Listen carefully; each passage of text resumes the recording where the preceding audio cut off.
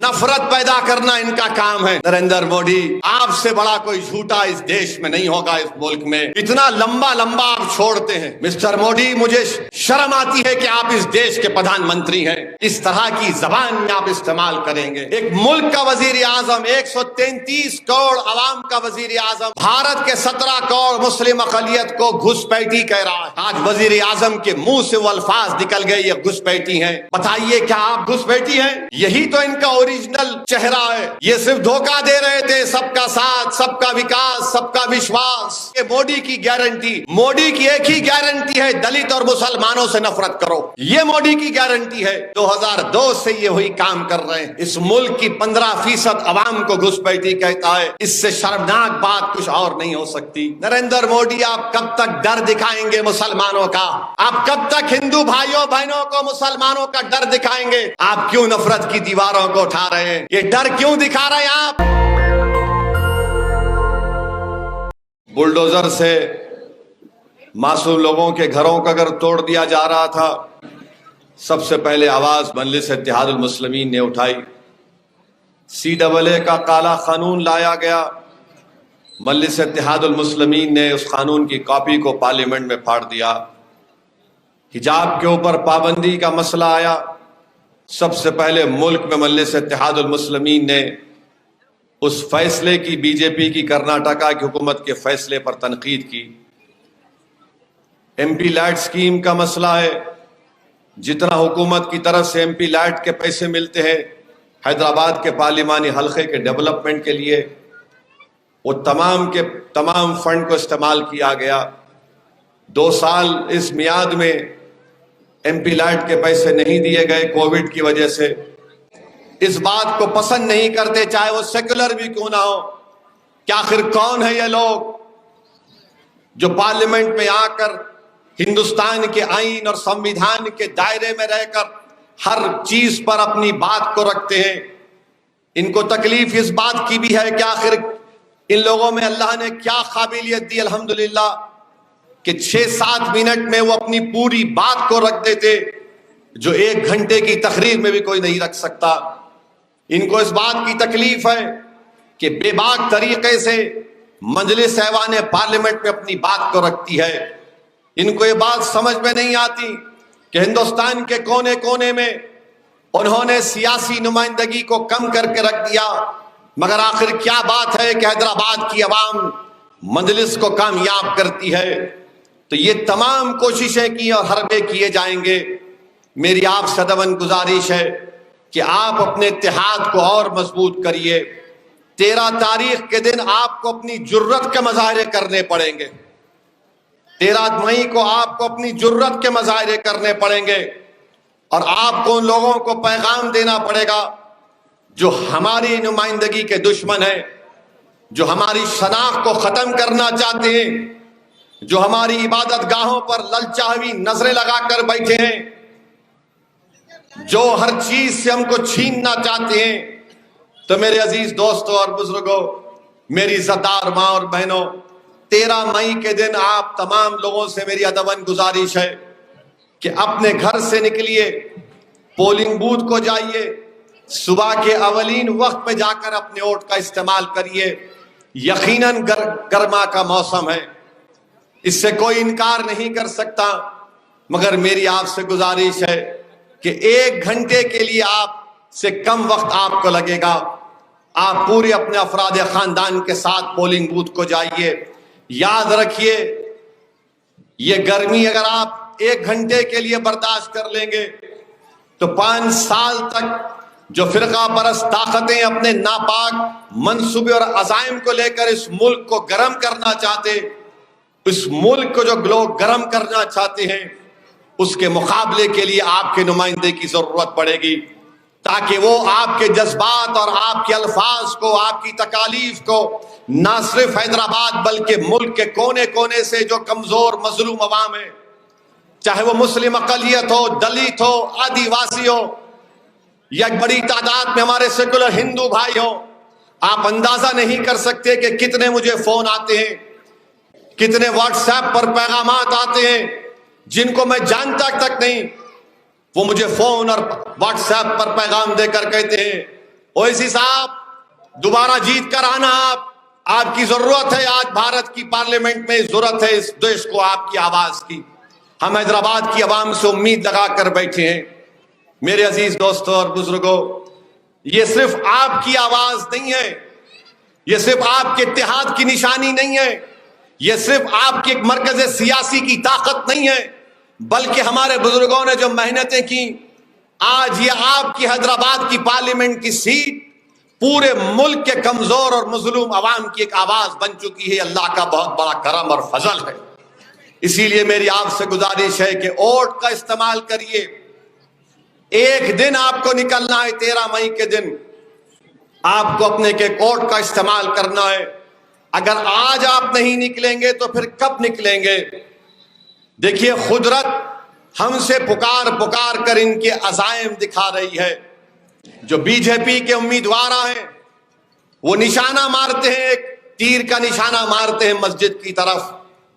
वो क्या पैगाम हमको दिया जा रहा है? वो मस्जिद के ऊपर तीर का निशाना नहीं था, वो हैदराबाद के अमन को बर्बाद करने के लिए कोशिशें हैं। वो तीर फेंकना सिर्फ मस्जिद के ऊपर नहीं था, यहां की भाईचारगी को खत्म करने के लिए था। वो तीर फेंकने का वीडियो तेलंगाना में फसादात को बर्पा करने के लिए था। वो तीर फेंकने का वीडियो इस बात का पैगाम दे रहा था कि ये हमारे अज़ाइम हैं, ये उनके अज़ाइम है। इसीलिए मेरी आपसे अदबन गुजारिश है कि आप इस पर पूरी गौर व फिक्र करिए, बल्कि अब आपको अमल करना है। मैं शुक्रगुजार हूं उन तमाम कौम और मिल्लत के जिम्मेदारों का जो अपने खिताबात के जरिए, अपने वाजों के जरिए, अपने बयानात के जरिए हम तमाम से अपील कर रहे हैं कि जाके वोट डालो 13 तारीख को। याद रखिए, भारत की पार्लियामेंट में आपकी आवाज है, बेबाक आवाज है। यकीनन मैं इंसान हूं, मुझसे गलती हो सकती है, मैं कोई फरिश्ता होने का दावा नहीं कर रहा हूं, मुझ में बहुत से कमजोरियां हैं और मैं बार बार अल्लाह से भीख मांगता हूं और आपसे भी कह रहा हूं कि अगर मेरी कमजोरियां हैं, हम भी कोशिश कर रहे हैं कि उन कमजोरियों को दूर किया जाए। मैं आपसे वादा कर रहा हूं कि इंशाअल्लाह अल्लाह हमको आपके इत्तेहाद और दुआओं से कामयाब और कामरान करेगा। हम हैदराबाद की पार्लियामेंट की सीट पर कामयाबी हासिल करेंगे और दोबारा एक नए हौसले और ताजगी के साथ हम अपना काम और जद्दोजहद के सफर को जारी रखेंगे। आपसे मैं ये भी बताना चाह रहा हूं, आपको ये बताना चाह रहा हूं कि आज से 3-4 दिन पहले हमारे मुल्क के वजीर आजम ने जो तकरीर की, क्या तकरीर वजीर आजम ने कर दी? उन्होंने कह दिया कि भारत के 17 करोड़ मुस्लिम अक़लियत घुसपैठी है। घुसपैठी का मतलब मालूम आपको? घुसपैठी का मतलब मालूम आपको? घुसपैठी उन लोगों को कहती है जो बांग्लादेश से घुसकर आके भारत में रह गए, जो भारत के शहरी नहीं है। एक मुल्क का वजीर आजम, 133 करोड़ अवाम का वजीर आजम भारत के 17 करोड़ मुस्लिम अक़लियत को घुसपैठी कह रहा है, क्योंकि यह हिंदी का लफ्ज है। घुसपैठी का मतलब यह है कि लोग जो इल्लीगल हैं। मैं बार बार आपसे कह रहा था, मुखालिफिन मजलिस मेरा मजाक उड़ाते थे कि देखो CAA NPR NRC करेंगे और करके बताएंगे कि घुसपैठी है। आज वजीर आजम के मुंह से वो अल्फाज निकल गए, ये घुसपैठी हैं।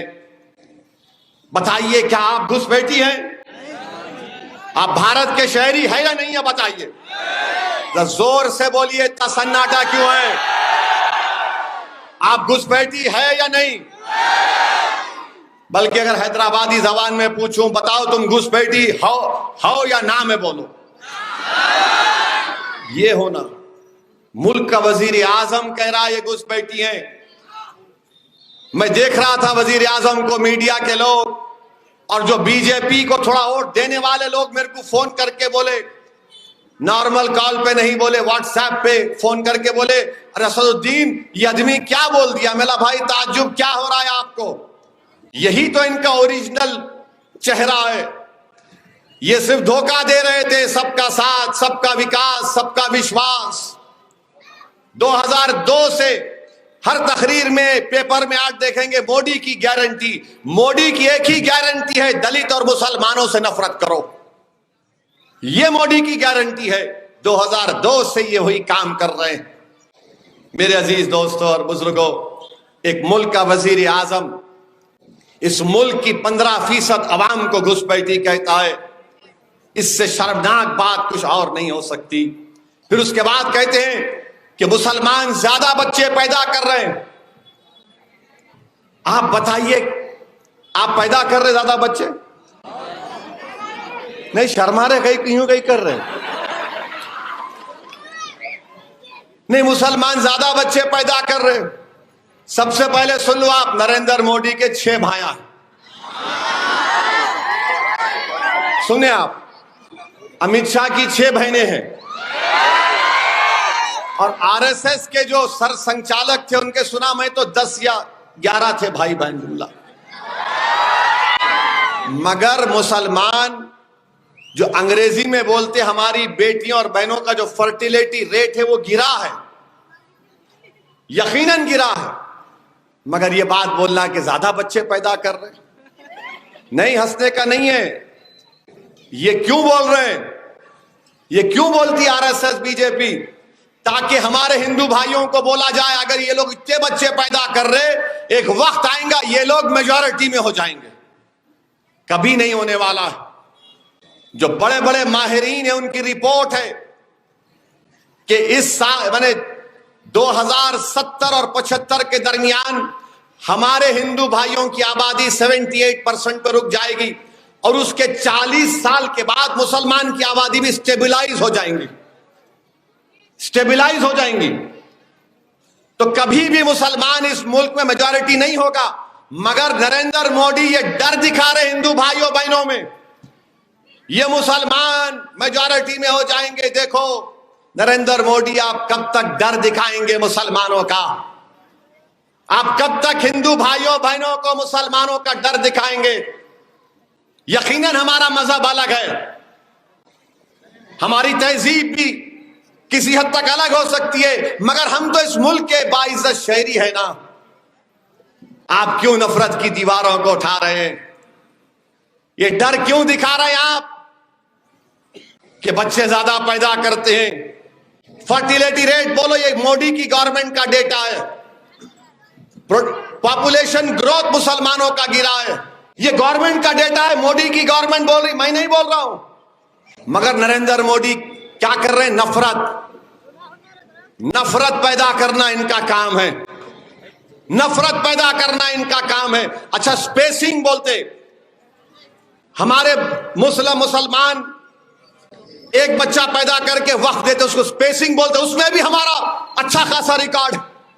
ये गवर्नमेंट का डेटा है। मगर मुल्क के अक्सरती तबकों को मोदी ये पैगाम देना चाह रहे हैं, ये घुसपैठी है और इनका प्रोडक्शन रेट बहुत ज्यादा है। नरेंद्र मोदी, आपसे बड़ा कोई झूठा इस देश में नहीं होगा, इस मुल्क में। इतना लंबा लंबा आप छोड़ते हैं और बल्कि सुनिए, अरे क्या जी है, ठहरो। नरेंद्र मोदी एक मर्तबा सऊदी अरब को गए थे। सऊदी अरब, ये जोक बोल रहा हूं, कहीं बीजेपी वाले दिल पे नहीं लेना, गुर्दे पे लो। तो नरेंद्र मोदी को रियाद में एक तोप दिखाए, तो मोदी जी जो ऐनक लगा के वो तोप के अतराफ फिरे, ऐसा फिरे जैसा बनाने वाले। उस शेख से पूछे कितना फेंकती, तो वो शेख भी बड़ा चालाक था, उन्हें बोला वल्लाही तुमसे कम फेंकती। तो ये मजाक है, जोक है, कहीं सीरियस ले लेंगे आप, मगर लंबा तो छोड़ते हो उन्होंने। अब आप बताइए, एक मुल्क का वजीर आजम, 133 करोड़ की आवाम का वजीर आजम किसी मजहब का हो सकता है, मगर वो सब मजहब के मानने वालों का वजीर आजम होता है। अगर कोई खुदा को नहीं मानता उसका भी वजीर आजम होता है। नेशनल दस्तक की आपसे गुजारिश है कि अगर इसको बचाना चाहते हैं तो नेशनल दस्तक को सब्सक्राइब करने के लिए रेड कलर के सब्सक्राइब बटन को दबाएं, फिर बेल आइकन की घंटी दबाएं। नेशनल दस्तक को बचाने के लिए बहुत ज़रूरी है कि हर खबर को शेयर करें, लाइक करें, कमेंट जरूर करें।